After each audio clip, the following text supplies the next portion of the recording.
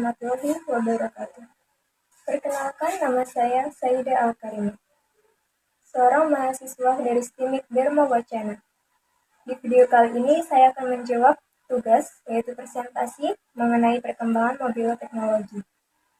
Oke, pertama-tama kita bahas evaluasi jaringan seluler. Yang pertama jaringan pertama ini adalah generasi teknologinya dulu. Ini merupakan teknologi telepon seluler modern permulaan, di mana menggunakan jaringan gelombang radio.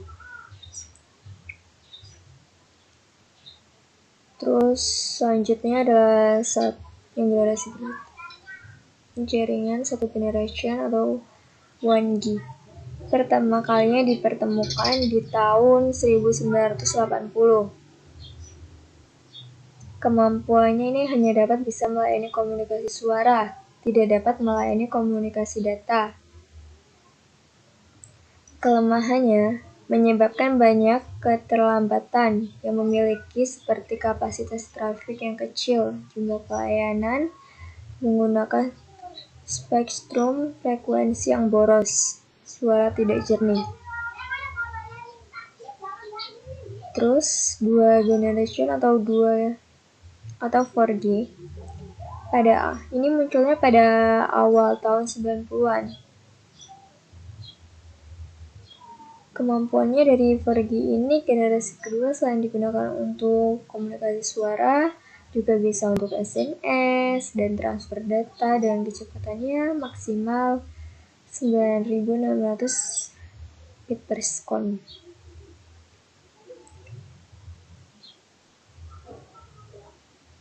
Kelebihan 4G dibandingkan 1G, selain layanan yang lebih baik, dari segi kapasitas juga lebih besar.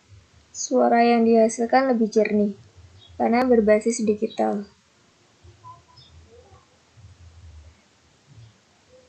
Tenaga yang diperlukan untuk sinyal sedikit, sehingga dapat menghemat baterai, sehingga handset dapat dipakai lebih lama dalam ukuran baterai yang lebih kecil.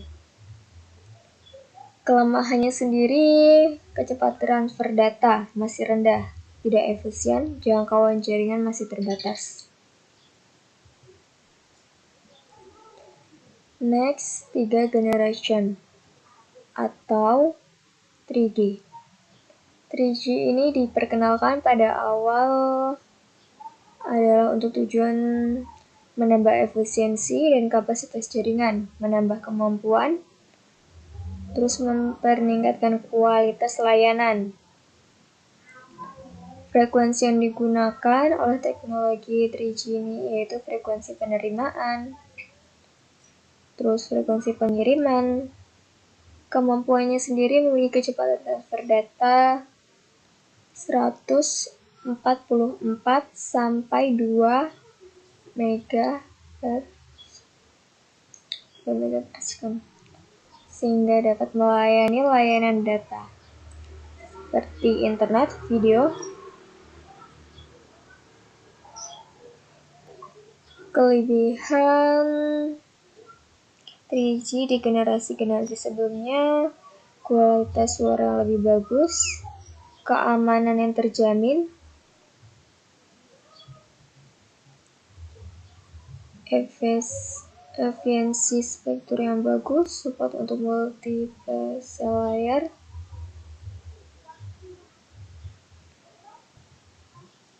Terus 4G. Yang keempat ini adalah 4 generation atau 4G, yang singkatan dari istilah dalam bahasa Inggris, yaitu 4 Generation Technology.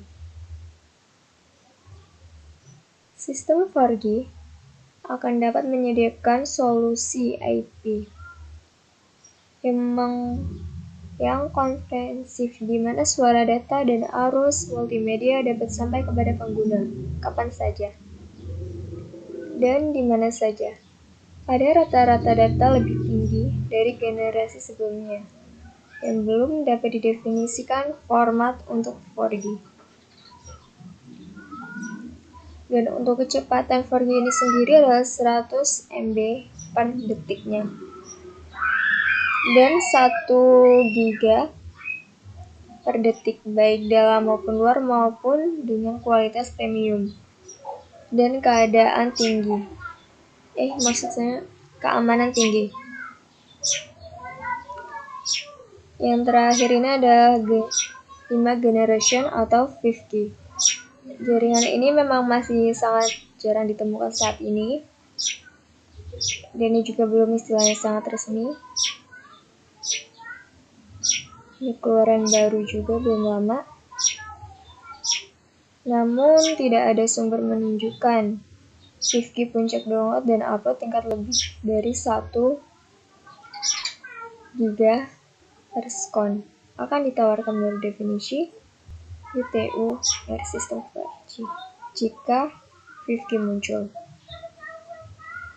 Selanjutnya adalah perkembangan teknologi komunikasi mobil atau perkembangan handphone ataupun telepon alat komunikasi dari masa ke masa. Kini fungsi telepon tak hanya sekadar untuk berkomunikasi, tapi juga untuk beraktivitas, hiburan, apalagi kini semua orang sangat terikat dengan telepon genggam atau kegiatan sehari-hari. Dan ini yang pertama adalah Bell Telepon yang muncul di tahun 1876. Pertama kalinya dibuat oleh Alexander Graham Bell, di mana saat itu dipamerkan oleh pameran Centennial di Philadelphia.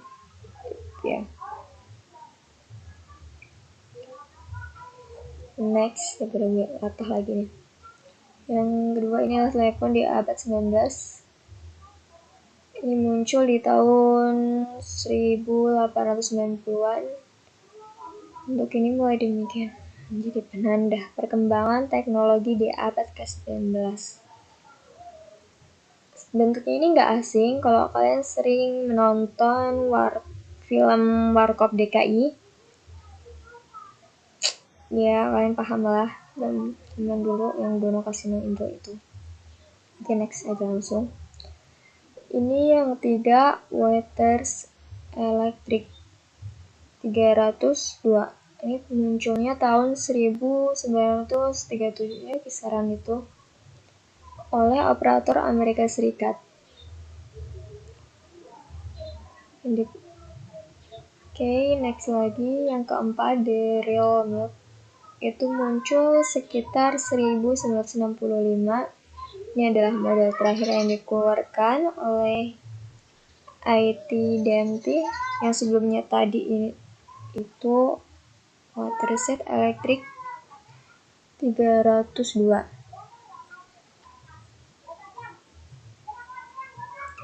Terus yang kelima itu Cordless Phone yang muncul pada tahun 1980. Ini yang menjadi era berakhirnya telepon dengan kabel. Terus lanjut dengan the Motorola Daytech. Sorry kalau bahasa Inggrisnya agak susah. Telepon buatan ini tidak memiliki kabel dan hanya memiliki antena.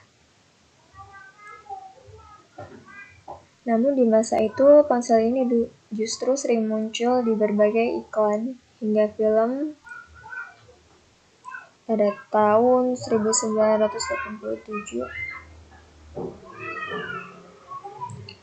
Kemudian ada AMPS pada tahun 1991 dia muncul.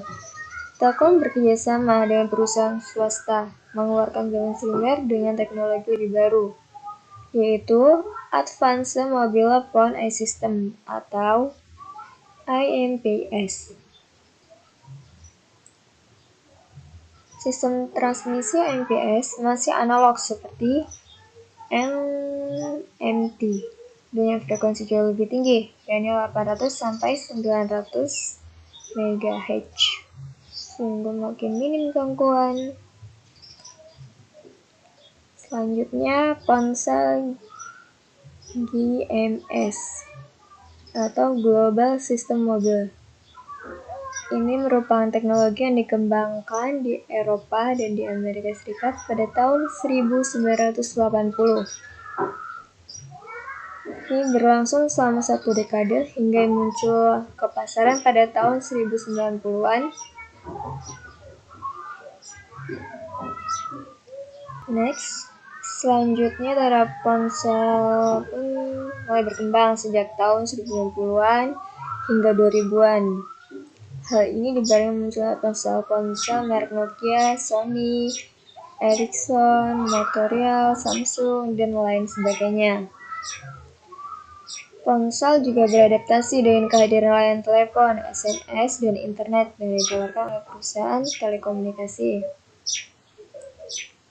Nah, saat ini berkembang sampai saat itu adalah smartphone, era ponsel yang tidak hanya berfungsi untuk melakukan panggilan telepon dan SMS, namun juga memiliki kemampuan untuk menambahkan foto, memutar video, memeriksa dan mengirim email, dan menjelajahi internet. Kemudian smartphone pertama dirilis di dunia adalah iPhone. iPhone tersebut dirilis sekitar tahun 2007. Dengan spesifikasi penggunaan iPhone dapat menggunakan ponsel iPhone generasi pertama untuk berfoto, menyimpan dokumen, mendengarkan musik, video, serta mengakses internet. Harga dibanderol mulai dari